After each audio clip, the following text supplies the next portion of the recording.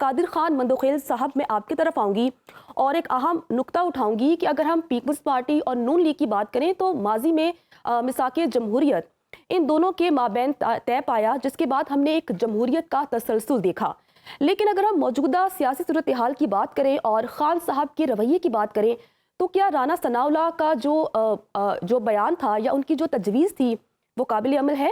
राना सनाउल्लाह की जो तजवीज़ है वो मुझे तो नहीं लग रहा है कि वो फिलहाल जो है ना वो काबिल अमल होगा, इस वजह से कि 2018 का आरटीएस सिस्टम बिठा के इनको पाकिस्तान पे मुसल्लत किए है। उस वक्त भी मेरे चेयरमैन बिलावल भुट्टो साहब ने कहा, इमरान खान कदम बढ़ाओ, हम तुम्हारे साथ हैं। जवाब क्या मिला? वही गाली गलौज, डाकू है, चोर है। उसके बाद जो 2024 का इलेक्शन हुआ, उस वक्त भी खुर्शीद शाह साहब ने ऑफर किए कि आपकी तादाद ज्यादा है, गो के आजाद उम्मीदवार है, लेकिन फिर भी हम आपको तस्लीम करते हैं और आप हुकूमत बना लें, हम आपको गैर मशरूत जी। आपको सपोर्ट करें। जवाब क्या मिला? असली तरबियत। उसके बाद ज्वाइंट सेशन से फिर आसिफ अली जरदारी साहब ने यही ऑफर की है। आज जो इनके रहनुमा, जहां मैं नाम लेके बता रहा हूँ, जो मरकजी एडिशनल जनरल सेक्रेटरी है फिरदौस शमीम नकवी साहब, उन्होंने मेरे साथ एक शो में और कई शो में खुल के बोला बोला उन्होंने बोला कि आप जो है ना हुकूमत से मुज़ाकरात करें, हम आपसे डायरेक्ट नहीं करेंगे। तो इनका तो आज भी ख्वाहिश है कि वो एस्टेब्लिशमेंट की उंगली पकड़ के चले। आज भी इनकी ख्वाहिश है कि इनको फौजियों से बात करना पसंद है, मगर फौजी अदालत पसंद नहीं है। सिविलियन अच्छा। से बात करना पसंद नहीं है, मगर सिविलियन अदालतें जो है ना पसंद है। तो ये तो आज भी है। तो मैं ये समझ रहा हूँ अल्लाह अल्लाह करके लेकिन कादिर ये खान यहाँ तक तो मंदोखेल पहुंचे साहब, कि कम से कम पाकिस्तान तहरीक इंसाफ के रवैये में तब्दीली आई तो है, मुज़ाकराती कमेटी उन्होंने बनाई है और मुज़ाकरात चल रहे हैं। अगला दौर मैं मीटिंग मैं होने वाली मैं है बहुत जल्द, मैं 2 जनवरी को। मैं उसी जुमले पे जी जी। मैं उसी जुमले पे आ रहा था, आपने बीच हम्म में रोक दिया है। मैं वही कह रहा हूँ कि अल्लाह अल्लाह करके ये यहाँ तक तो पहुंच गए कि कल तक चोर डाकू थे और आज वो शरीफ बन गए इनके नज़र में या उनके माहौल में, वो इससे मुज़ाकरात कर रहे हैं। तो जब ये मुज़ाकरात थोड़ा बहुत आगे चल पड़ेगा तो यकीनन राना सनाउल्लाह की जो तजवीज़ है वो भी काबिल अमल हम्म होगा। तो मैं हम्म ये समझ रहा हूँ कि देर आए दुरुस्त है। मैं इनको तो पॉजिटिव लेता हूँ और इस लिहाज कादिर से खान भी ये मंदोखेल कहूँगा साहब, यही तो कि पाकिस्तान हमेशा तहरीक पीपल्स इंसाफ के पार्टी रहनुमा मुज़ाकरात और पे यकीन वर्कर्स रखती कहते हैं कि जब हम मुज़ाकरात की बात करते हैं, जब हम बैठने की बात करते हैं तो हमें ताने दिए जाते हैं कि आप तो हमें चोर डाकू कहते थे, आज आ गए मुज़ाकरात करने के लिए। तो इस रवैये को भी तब्दील करने की जरूरत है।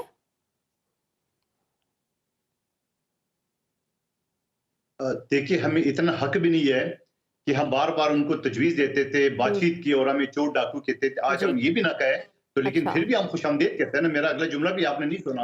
अच्छा उसके अच्छा। बावजूद हम खुशामदीद कहते हैं, हम्म मगर इनको ये कहते हैं, ये भी याद दिलाते हैं कि आपने माज़ी में जो कहा वो गलत कहा। आज हम्म चलो ठीक है भाई, ये बैठ के बात कर ले। और बाकी ये जो मुज़ाकरात अभी भी चल रहे हैं, चाहे हम्म, ख्वाजा आसिफ का बयान है या जी। किसी और का बयान हो, तो ये शोशे तो चलते रहेंगे, लेकिन मुज़ाकरात चलना चाहिए। इनका ज़रूर कोई पॉज़िटिव हल निकलेगा। हम्म। सर, कहिएगा कि आपको भी ऐसा लगता है कि हुकूमत इन मुज़ाकरात को संजीदा नहीं ले रही?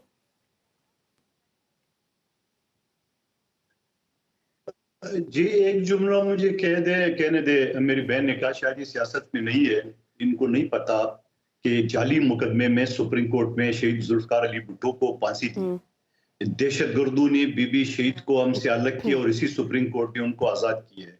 हम्म आसिफ अली जरदारी साहब 12 साल जेल में और उनके थाने के अंदर उनकी ज़बान काटी गई। ऐसा ही है। 600 से ज़्यादा हमारे जाली जो है ना वो शहीद हो चुके।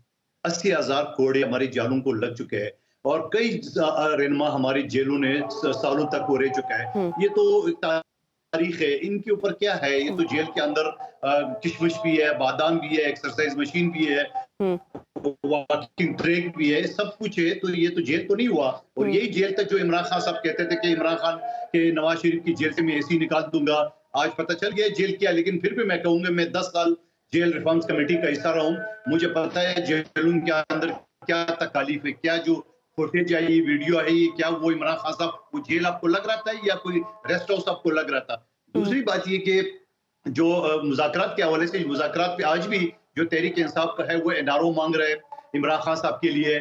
उनके टू पार्ट एजेंडा है, वो ये कहते हैं खान को रिहा करो और जुडिशियल इंक्वायरी कराओ। हम्म न तो ये मुतालबा हल होगा कि खान को रिहा, क्योंकि खान की रिहाई जो है ना वो अदालतों के हाथ में है, वो किसी हुकूमती हम्म मुज़ाकराती कमेटी के हाथ में नहीं है। तो ये एनआरओ तो उनको नहीं हम्म मिल सकता है। दूसरी बात वो कहता है जुडिशल कमीशन बनाओ। क्या ये इनके लोगों ने जो अपने कैमरे से अपने मोबाइल से जो वीडियो बनाई है, क्या उन्होंने ये कहा कि वो जाली है? अगर वो असली है तो उन्हीं के ऊपर इनको सजा हुई है। और फिर ये कहता है हमारे 3 जो है ना टॉप के जजेस के ऊपर कमेटी बनाया जाए, जुडिशियल इंक्वायरी बनाया जाए। सबको पता है कि टॉप के 3 में से 2 इनकी हिमायत याफ्ता है, तो फिर भी अगर उनकी हिमायत याफ्ता ने भी इनके खिलाफ अगर इंक्वायरी कर दी है तो फिर ये कहेंगे नहीं, इनके कार्टून बना देंगे, इनके सोशल मीडिया में क्या अलग कर देंगे। तो मैं ये समझ रहा हूँ ये खुद सीरियस नहीं है। आप देखा पिछला जो इजलास हुआ, इनके 4 रहनुमा मौजूद नहीं थे। यानी अब आप सीरियसनेस का अंदाजा लगा ले कि एक मुज़ाकराती कमेटी स्पीकर के सरबराही में हो रही है और इनके लोग कहते हैं हमारी पेशी है, तो भाई आप बोल देते अगले दिन रख ले। और फिर इतनी लंबी तारीख रखी है 2 जनवरी, तो आप अंदाजा लगा ले कि ये सीरियस नहीं है, ये शॉर्टकट के चक्कर में जो कि इनको नहीं मिल सकता है। तो कादिर खान साहब, फिर मुज़ाकरात कामयाब कैसे होंगे? आप ये कहना चाह रहे हैं कि पाकिस्तान तहरीक इंसाफ शॉर्टकट चाहती है, लेकिन जितना हम सूरत हाल को समझ पा रहे हैं और DG ISPR ने जो प्रेस कॉन्फ्रेंस भी की थी उससे तो यही तासुर मिल रहा है कि एस्टैब्लिशमेंट तो इनके साथ बात अभी नहीं करना चाहती। तो इस मसले का हल निकलेगा कैसे? सियासतदानों को ही कुछ ना कुछ करना पड़ेगा। देखो निकलेगा। अच्छा, निकलेगा। इनका जो जेट तैयार है जो 70,000 की बुलंदी से प्रवास कर रहा है, अब ऐसा 2 जनवरी को वो रनवे पे आ जाएगा और फिर आज ये 2 मुतालबात से ये पीछे हट जाएंगे, फिर अगले मुतालबात पेश करेंगे। अब देख रहे लेबर यूनियन की तरह चार्टर ऑफ डिमांड पेश कर रहे हैं।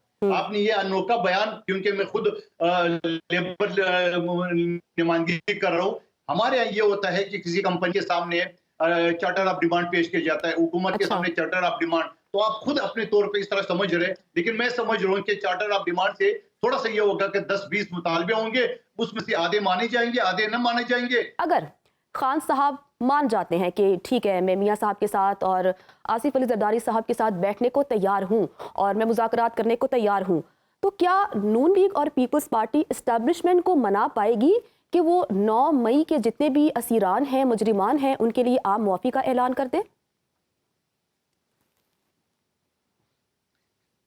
नहीं जी, नहीं कर सकते हैं हम माफी का। अच्छा। मैं कानून के तालिब इल्म की हिस्से से आपको बता रहा हूँ, इंसदादी दहशतगर्दी के जो मुकदमात होते हैं वो स्टेट वर्सेस होते हैं। आम जो रेगुलर कोर्ट में जो मुकदमात होते हैं वो उसमें तो मुद्दई को इख्तियार है, मगर दहशतगर्दी के केसेस में मुद्दई के पास कोई इख्तियार नहीं है, वो रियासत वर्सेस एक्यूज्ड होता है। तो अच्छा। पहली बात तो ये। दूसरी बात ये कि मुझे नहीं समझ में आ रहा है कि जो शोधा के लवाकिन मौजूद है और शोधा के जो यादगारों को जला के राख कर दिए है, कर्नल शेर खान के मुजस्मे को, MM आलम के सिंबॉलिक जहाज को, या दूसरे कोर कमांडर हाउसेस को, या फौजी तंसीबात को, तो मैं कादिर खान मंदुखेल साहब, सॉरी मैं आपको इंटरप्ट कर रही हूँ। आपने कहा कि ऐसा नहीं हो सकता, आम मुआफ़ी नहीं मिलेगी, लेकिन हमने देखा है कि जिस रहनुमा ने, जिनका ताल्लुक पाकिस्तान तहरीक इंसाफ से हुआ करता था, उन्होंने प्रेस कॉन्फ्रेंस करके ऐलान लाताल्लुकी किया, तो उन्हें तो आम मुआफ़ी मिल गई, तो क्या इन्हें नहीं मिल सकेगी या प्रेस कॉन्फ्रेंस करना लाजमी है? मैं आपकी चीज देखिए प्रेस कॉन्फ्रेंस जिसने भी किए, ये तो PTI वालों को ये कहना है कि वो फलां जगह मलौस था, फलां जगह नहीं था।